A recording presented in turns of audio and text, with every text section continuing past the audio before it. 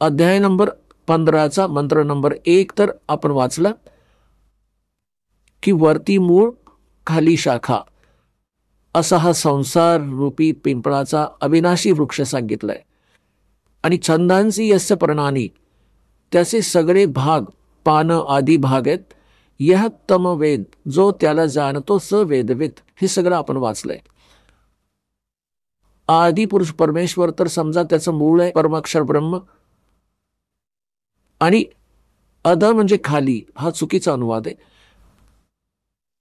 आता हे संसार रूपी पिंपळाच्या वृक्ष ज्याला अविनाशी म्हणतात, वेद ज्याची पानं म्हटली आहेत, आता जो याला जाणतो मुळापासून खालपर्यंत सवेदवित, तो तत्वदर्शी संत आहे, वेदांचे तत्व जाणणारा. आता दुसऱ्यामध्ये म्हटलंय की त्या संसार वृक्षाची तिन्ही गुणरूप, रजगुण ब्रह्मा, सद्गुण विष्णू, तमगुण शिवजी,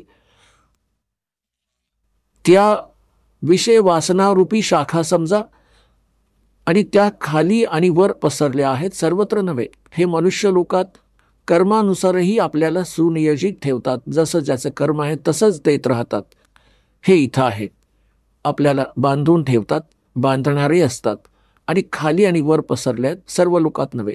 आता तिसऱ्यात म्हटलं आहे, या संसाराचे स्वरूप जसं सांगितलं आहे तसं या विचार काळात नाही प्राप्त होत.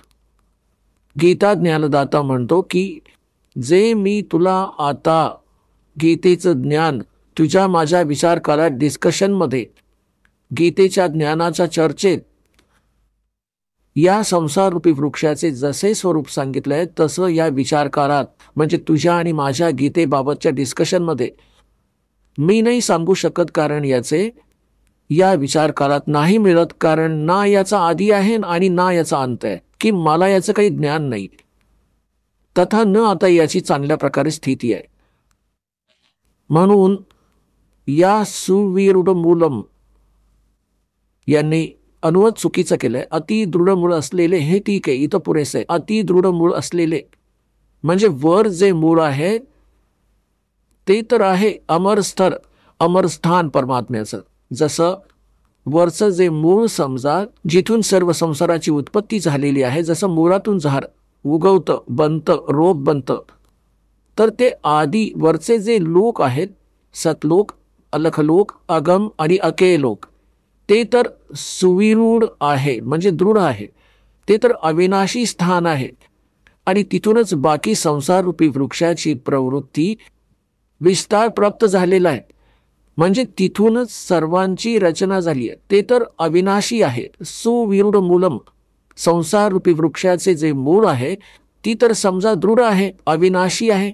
हे पहा, वरती मूळ आणि खाली तिन्ही गुणरूपी शाखा, हा संसाररूपी वृक्ष आहे. तर ऊर्ध्व मूलम, वरचे जे मूळ आहे ते तर अविनाशी आहे. आता 15व्या अध्यायातील आपण आता 3रा श्लोक वाचत आहोत. सुविरूढ मूलम म्हणजे अतिदृढ मूळ असणारे वरील स्थान, जे पक्के अविनाशी आहे.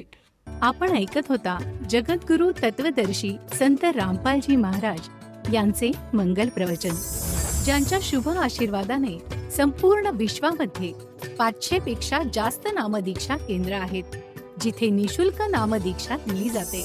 निशुल्क नामदीक्षा प्राप्त करण्यासाठी आणि अधिक माहितीसाठी संपर्क करा 7030303951 7030303952. अद्वितीय आध्यात्मिक ज्ञान वाचण्यासाठी, पाहण्यासाठी आणि ऐकण्यासाठी संत रामपालजी महाराज ॲप अवश्य डाउनलोड करा किंवा आमची वेबसाईट www.jagadgururampalji.org वर विजिट करा. आम्हाला सोशल मीडियावर फॉलो करा. सर्व पवित्र धर्मांच्या पवित्र शास्त्रांवर आधारित प्रमाणित अनमोल पुस्तक ज्ञानगंगा किंवा जगण्याचा मार्ग यापैकी कोणतेही एक पुस्तक निशुल्क मागवण्यासाठी आपण आम्हाला आपले पूर्ण नाव, पूर्ण पत्ता, पिनकोड आणि फोन नंबर सह लिहून 7030303951 किंवा 7030303952 या नंबरवर SMS करू शकता किंवा 7030303950 या नंबरवर व्हॉट्सअप देखील करू शकता.